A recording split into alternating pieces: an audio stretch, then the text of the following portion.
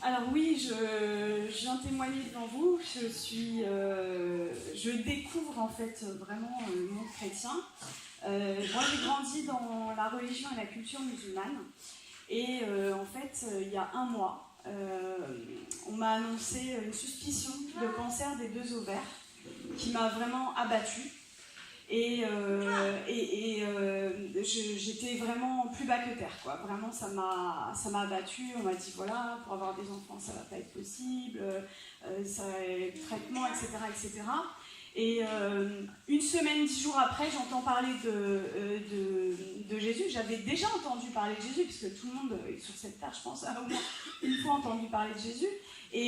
Mais là, cette fois-ci, c'était très fort. C'était quelqu'un qui témoignait. J'ai beaucoup pleuré sur des vidéos sur Internet. Et le soir même, en fait, je me suis mise dans ma chambre, à genoux, pour la première fois de ma vie devant Dieu. Et j'ai dit, Jésus, si tu existes, moi, ça ne m'intéresse pas juste d'entendre parler de toi, en fait. Je veux te voir maintenant, tout de suite, je veux te voir. Et je veux te voir d'une façon que plus jamais je puisse douter de toi. C'est vraiment ma prière, du plus fond de mon cœur, du plus profond de mon cœur.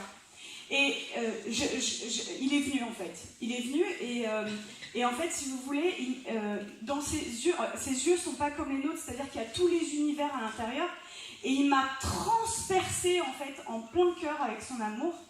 Et il m'a donné une envie qui, pour quelqu'un qui a grandi dans la culture musulmane, est incompréhensible. C'est-à-dire qu'il m'a donné envie d'être baptisée. Je comprenais vraiment pas quoi. Parce que voilà, dans ma culture, le baptême c'est quelque chose de...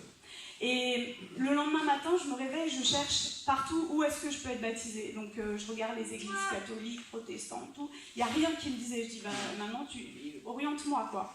Et donc, j'ai rencontré Jésus le 11 juillet. Le 13 juillet, j'étais baptisée. Amen. Et le soir même, je me retrouve dans ma chambre. Et en fait, juste pour vous dire, j'avais des douleurs depuis 4 ans, tous les jours. Tous les jours, j'avais mal, en fait. Et le soir même, je me retrouve dans mon lit. Et je commence à parler une langue où je comprends aucun mot. Et chez les musulmans, tout ça n'existe pas. Donc j'avais jamais entendu parler du parler en langue, etc. Et j'ai parlé pendant 3/4 d'heure, 1 heure, une langue que je ne comprenais rien du tout. Et à la fin, ça s'est arrêté. Et là, mes douleurs, pour la première fois depuis 4 ans, disparues. Plus de douleurs. Là, je dis, ok, je suis guérie, je dois aller voir mon gynéco. Mardi 17 juillet, c'est-à-dire il y a 2-3 semaines, quoi. Je vais voir mon gynéco.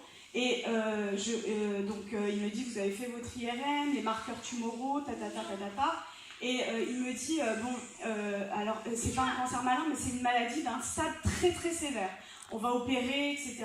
Et là je le regarde et je lui dis, vous savez pas ce que je vais vous dire, mais je suis guérie. Je lui ai pas dit, je pense être guérie, je lui ai dit, je suis guérie. Et il a rigolé un petit peu, il m'a dit, parce que le déni de la maladie existe en médecine, quoi, chez beaucoup de monde. Et il m'a dit, allez, on va faire l'examen. Et donc mardi 17 juillet, il me fait l'examen, il n'y avait plus rien en fait. Et sur mon ovaire droit, il y avait 2 images. Donc il arrive sur l'ovaire droit avec la sonde et il me dit, ah, il y a 2 images. Et il me dit, ah mais attendez, ce sont les follicules de maturation. Les follicules de maturation dans les ovaires, c'est ce qui donne les ovules en fait, pour la reproduction. Et moi, j'en avais plus. Et là, il retire la sonde, il me dit, allez, vous allez m'expliquer ce qui s'est passé. Je lui raconte que j'ai rencontré Jésus, etc. Et il me dit, bon écoutez, parce que je suis médecin juste à côté de chez lui, dans le cabinet, il me dit, bon moi je vous crois parce que je suis juif, mais gardez ça pour vous. Et j'ai rigolé, je lui ai dit, je veux que le monde entier sache que Jésus est vivant. Je veux que le monde entier sache. Et comme disait André, je suis médecin psychiatre et addictologue, donc je m'occupe des gens qui vont pas bien, quoi. Et ma pratique, en fait, c'est pas qu'elle a changé, elle a été bouleversée au cabinet, et en fait, il se passe des délivrances, des guérisons, mais incroyables. C'est-à-dire qu'avant, je pratiquais mon métier, je consolais les gens, je prescrivais des traitements, etc. Et je renie pas du tout, j'ai fait 13 ans d'études, je renie pas du tout ça. Mais aujourd'hui, j'ai une clé, en fait, et je vois des délivrances, mais j'aurais même pas pensé possible, en fait. Le Seigneur, en fait, à la fin de mes études, moi j'ai dit, je veux plus travailler à l'hôpital, c'est cabinet seulement. Et le Seigneur, là, depuis que j'ai été baptisée, m'a ramenée à l'hôpital. Et je vais juste vous raconter, parce qu'en fait, c'est ce que je voudrais vraiment, mon message, c'est que la vie chrétienne, c'est des miracles et des prodiges de Dieu tous les jours en fait. C'est ça la vie chrétienne normale et c'est ce que vous devriez tous vivre. Et si moi, avec ma famille, voilà, et ils sont musulmans, c'est pas facile, mais si moi, en tant que médecin, en tant que musulmane, je prends le risque de parler de Jésus au moins 20, 30 fois dans la journée à des gens que je connais pas dans la rue, je vous encourage vraiment à le faire. Parce que c'est comme ça que le feu de Dieu augmente en fait en vous. Et je vais juste vous raconter en fait ma dernière garde à l'hôpital, dimanche, pas qui vient de passer, mais celui d'avant. Les infirmiers, ils n'y croyaient pas en fait. C'est-à-dire qu'on a passé une nuit blanche et il y a eu miracle sur miracle, sur miracle, sur miracle. Et je vous raconte juste un des cas, parce qu'il faut bien que je choisisse, une jeune femme, 2e année de droit, qui arrive amenée par ses parents, en fait, mutique. Ça fait une semaine, elle n'a pas dit un mot, mutisme. Et l'infirmier vient me voir, on a passé une nuit difficile, parce qu'il y a eu beaucoup de cas, et il vient et me dit, bon, bah, tu vas voir, ça va être hyper facile, je viens de passer 1 heure avec elle, elle m'a pas sorti un mot. Et moi, dans mon cœur, je dis, mais c'est pas le projet de Jésus. Et j'arrive dans la chambre, je lui dis bonjour, je lui présente ma main pour lui serrer la main, et là, elle ne me répond pas. Et intérieurement, je fais une prière de délivrance au nom de Jésus.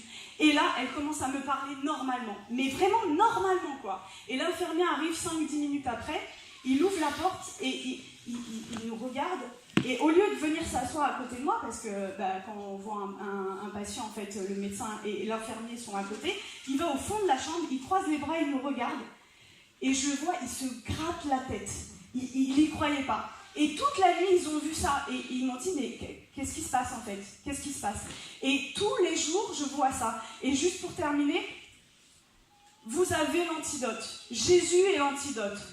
Vous avez un antidote. Le monde entier a le poison. Qu'est-ce que le poison? C'est de ne pas connaître Jésus.